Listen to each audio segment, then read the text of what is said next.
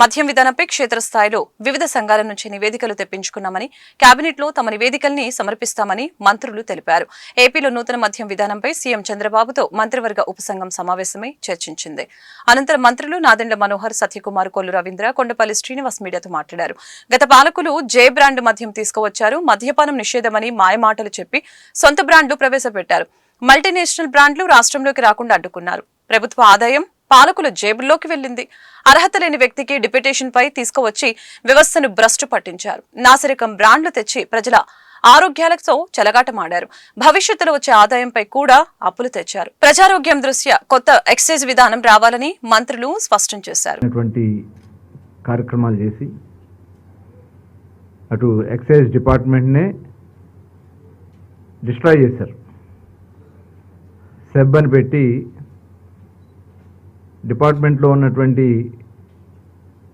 Enforcement wing కానీ ఇతర అందరిని కూడా దాదాపు 70% తీసుకెళ్ళి ఎస్ఈబి అని పెట్టి అసలు ఎన్ఫోర్స్మెంట్ లేకుండా చేశారు.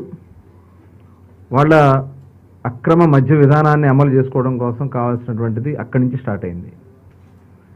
తర్వాత షాప్స్ అన్నీ కూడా గవర్నమెంట్ షాప్స్ అని పెట్టించి గవర్నమెంట్ షాపులో కేవలం వాళ్ళు చెప్పిన బ్రాండ్స్ మాత్రమే అవైలబుల్గా ఉండే విధంగా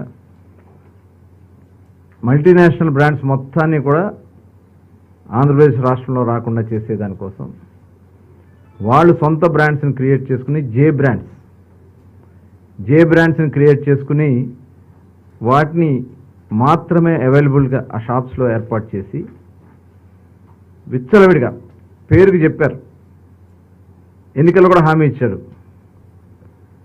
వెళ్ళిన దగ్గరల్లా మద్యపాన నిషేధం చేస్తా అని చెప్పి 2019 ఎన్నికల్లో రకరకాలుగా మాయమాటలు చెప్పారు. ఆ రోజున వచ్చిన వెంటనే దశల వారీగా తగ్గిస్తామని చెప్పి దశల వారీగా మద్య విధానాన్ని ఎత్తేస్తాం, కేవలం 5 స్టార్ హోటల్స్కే పరిమితం చేస్తా ఉన్నారు. రేట్లు విచ్చలవిడిగా పెంచేశారు. ఏమనంటే మద్య వినియోగం తగ్గుద్దని చెప్పారు. ఆ రోజున విపరీతమైనటువంటి రేట్లు, సామాన్యుడికి ఇక అప్పులు చేసి పుస్తలమ్మి తాగే పరిస్థితికి తీసుకొచ్చారు. ఆ రోజున అనేక సందర్భాల్లో ఈ మీటింగ్స్ ఏర్పాటు చేసుకుని చివరికి ఈరోజు మధ్యాహ్నం గౌరవ ముఖ్యమంత్రి గారిని కూడా కలిసి కొంతవరకు ఆయన అభిప్రాయాలు కూడా సేకరించి ఏ విధంగా చేస్తే బాగుంటుందని దానిపైన తుది నిర్ణయానికి వచ్చాం. రేపు జరగబోయే కేబినెట్ సమావేశంలో మా నివేదికని కేబినెట్కి సమర్పిస్తాం. ఇందులో ముఖ్యమైన కొన్ని సూచనలు, అసలు కొత్త పాలసీ ఎందుకు తీసుకురావాల్సి వస్తుంది, ఇన్నోవేటివ్గా ఎందుకు ఉండాల్సి వస్తుంది అనే అంశం పైన మేము ముందుగా చర్చించుకుంటే ఒక బాధ్యత గల ప్రభుత్వంగా ఒక కొత్త ఒరవడి, కొత్త మార్పు తీసుకొచ్చే ఆలోచనతో ముందుగా ప్రజల ఆరోగ్యం గురించి జాగ్రత్తగా మనం అడుగులు వేయాలి. అట్ ద సేమ్ టైం గత 5 సంవత్సరాల్లో వీళ్ళు మెయింటైన్ చేసిన ఇన్కన్సిస్టెంట్ పాలసీ వలన, తప్పుడు విధానం వలన రాష్ట్రం ఎంత ఆర్థికంగా నష్టపోయిందో, ఏ విధంగా ఎక్సైజ్ పాలసీని వీళ్ళు కేవలం వాళ్ళ జేబులు నింపుకోవడానికి కోసం ఉపయోగించుకున్నారో దాని గురించి కూడా స్పష్టంగా మేము అధ్యయనం చేసినప్పుడు మాకే ఆశ్చర్యం కలిగింది. ఇతర రాష్ట్రాలతో పోల్చుకుంటే పొరుగు రాష్ట్రాలు తెలంగాణ కానివ్వండి, కర్ణాటక కానివ్వండి, తమిళనాడు కానివ్వండి, చాలా విచిత్రంగా వీళ్ళు ధరలు పెంచుకుంటూ పోయి వాళ్ళకి నచ్చిన వ్యక్తులనే ప్రమోట్ చేసుకుంటూ ఒక రోజు అయితే ఆశ్చర్యకరంగా ఒకే రోజు 2 జియోస్ కూడా రిలీజ్ చేశారు. వీళ్ళు ఉదయం పూట ఒక రేట్ సందర్భంలో హామీలో ఒకటైన నాణ్యమైన మద్యాన్ని సరసమైన ధరకు అందిస్తామని చెప్పడం జరిగింది. దానిలోనే ప్రధానంగా దాని మీద దృష్టి పెట్టే వాళ్ళ మద్యం పాలసీని తీసుకురావడం జరిగింది. ఈ ప్రధానంగా ఇంకో సమస్య ఏంటంటే, గత ప్రభుత్వం ఏపీ బెవరేజెస్ కార్పొరేషన్ తీసుకొచ్చి దాని మీద కూడా భవిష్యత్తులో వచ్చే ఆదాయం మీద 13,000 కోట్ల అప్పు తెచ్చింది. ఈ ప్రభుత్వం మీద ఆ 13,000 కోట్లని, అంటే అన్ని వ్యవస్థల్ని, అన్ని రంగాల్ని దోచుకొని చివరికి మందుబాబుల విషయంలో కూడా దోచుకునే ప్రయత్నానికి ఇట్లాంటి శ్రీకారం చుట్టడం, ఇటువంటి ఆలోచనలు మామూలు మనుషులకు రావు. అదేదో శక్తులు ఉన్న వాళ్ళకే వస్తాయి.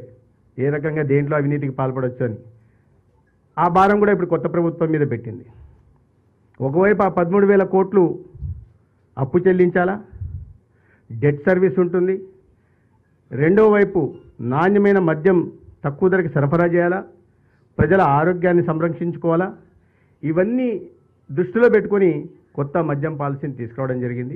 అదే సమయంలో పక్క రాష్ట్రాలతో కూడా పోటీ పడాలా, ఉన్న రాష్ట్రాలతో పోటీ పడుతూ ఇవాళ ఒక మద్యం పాలసీని తీసుకురావాల్సి వచ్చింది. అందుకే అనేక రాష్ట్రాల్లో బెస్ట్ ప్రాక్టీసెస్ ఏమున్నాయో అందుబాటులో వాటిని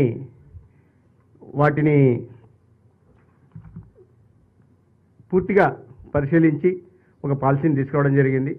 ఎన్సీఆర్బీ డేటా ప్రకారం సూసైడ్స్, ఇది ఆల్కహాలు, డ్రగ్, దీని కారణంగా జరిగిన ఆత్మహత్యలు 2018తో పోలిస్తే 2022 నాటికి 100% పెరిగాయి. ఇవన్నీ జగన్మోహన్ రెడ్డి గారి ప్రేరేపిత హత్యలు, ఇవి ఆత్మహత్యలు కాదు. వాళ్ళు చేసిన నిర్వాకం వల్ల ఈ పరిస్థితి వచ్చింది. ఎన్ఎఫ్హెచ్ఎస్ దీని ప్రకారం ఎమోషనల్గా, ఫిజికల్గా, సెక్సువల్ వైలెన్స్ ఇటువంటివి డ్రంకన్ స్టేజ్లో ఉండడం వల్ల ఆ సంఖ్య 76.4% పెరిగింది. బాధితులు 15 సంవత్సరాల నుంచి 49 సంవత్సరాల మధ్య ఉన్నవాళ్ళు. ఇక కాలేయ సంబంధిత వ్యాధులు 52% పెరిగాయి 2019 నుంచి 2024 పోలిస్తే. కిడ్నీకి సంబంధించిన సంఖ్య కూడా నేను చెప్పాను ఇప్పుడే.